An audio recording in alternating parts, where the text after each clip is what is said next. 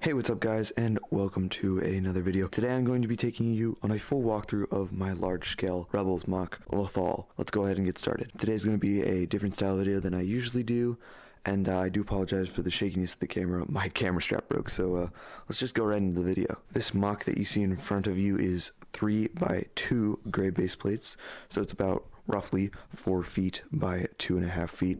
Those are not the exact measurements, but it's basically. So I'm going to go ahead and start with back here behind here. So back here we have the slums area, and this alleyway right here was the very first thing that I built last July. And this alleyway itself is based off a very specific shot from the first season, first episode of Rebels.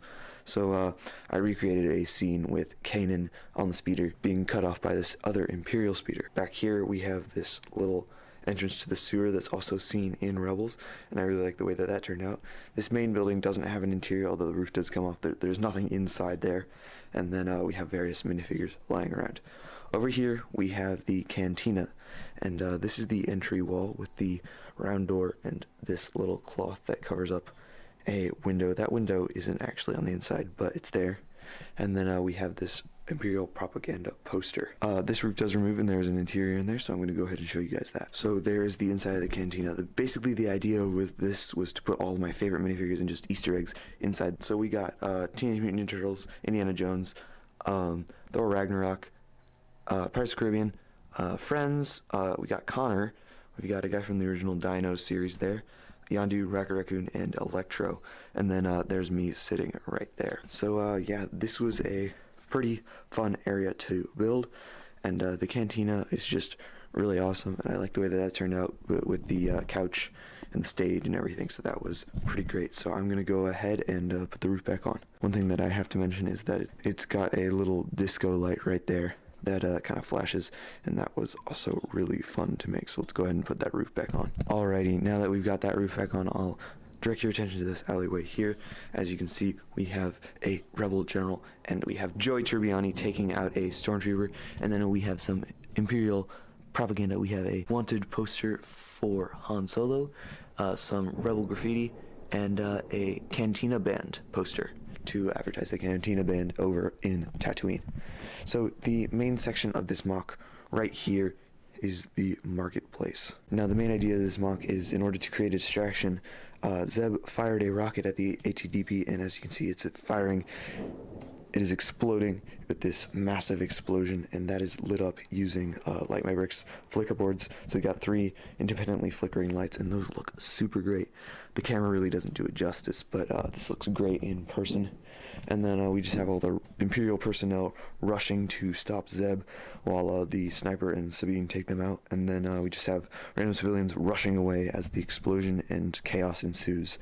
And then we have Ezra taking the speeder up to the Ghost so that Chopper can fly away with all the cargo. Over here we have Callus's office. He's sitting in his office watching his priceless ATDP explode. And then we have another Ezra figure kind of running atop the rooftops, because that's one of my favorite parts of the first season of Rebels, is when he does all the parkour. I'm going to go ahead and take this roof off so I can show you the interior of Callus's office. So in here we've got a water cooler, a coffee machine, 2 hollow tables, and then a desk with Callus at it. I can't really see that. There you go. So Callus is standing in front of his desk, and he just called in this stormtrooper who was on his break, and that stormtrooper is going to be fired, unfortunately. Let's put that roof back on. And then next to Callus's office over here, we have the communications tower, and it's got a lot of antenna and wires on there. I did lose a lot of those dish pieces and various antenna, so that did used to look like it used to have a lot of more instruments on top of it, but now they just kind of disappeared in shipping from Brick Rodeo and back. But yes, I did take this MOC to Brick Rodeo, so if you saw me at Brick Rodeo, go ahead and leave a comment down below and tell me what you thought of the fall. But back here we have a little scout trooper and a Mandalorian who are just chilling, and they heard the explosion, so they happened to look over. Back here we have the ruins of Ezra's house. I know that it's actually bigger and that it's actually got more detail, but I just decided to throw in this little Easter egg. Here we have another little crate kind of thing that's going on, maybe a barrel of oil of some sort. And then over here we have the spaceport. I'm going to go ahead and get you a couple of views of the outside of that spaceport, although I'm going to have trouble with that, getting the camera around. But on the front here we have a little hollow screen. Archers, hold on, let me see if I can get the light there. But yeah, now that we have the light on there, you can see that that is the departure screen, and it's got stuff like Tatooine or Kashyyyk in Orabesh. And we have this little satellite dish on top of the thing. And over here, let's see if I can get a good view, but it's got like a window up there with some more Imperial propaganda posters down there. We have the Ghost with Chopper taking off in this super dynamic position.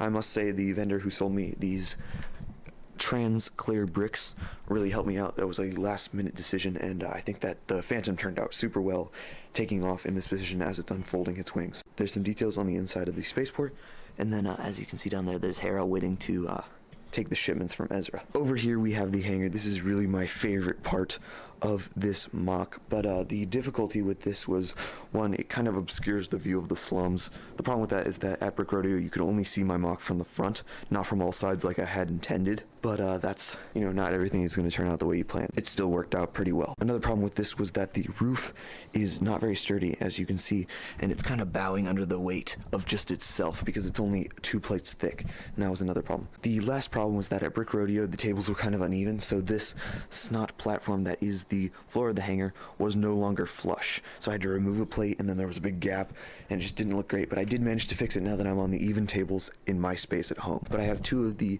2020 Imperial TIE Fighter sets. We got a TIE pilot kind of sitting up on top of his TIE Fighter, and then down here we have a couple of Imperial personnel. Thank you guys so much for watching the video. I hope you enjoyed. If you want to see a more professional walkthrough, there is a Beyond the Brick video coming out for Lothal sometime soon, so whenever that comes out, or if it already has come out, then I'll link that down below. Make sure to check out my extra channel. If you want to hang out with me more, I live stream every Friday at 11:30 in the morning, up until when school starts, so we got 3 or 4 more weeks until then. Anyway guys, make sure to check out the Lothal finale and the Lothal cinematic video. Those are both out already. Anyway guys, I hope you enjoyed my MOC. Make sure to leave a like, and party on, dudes.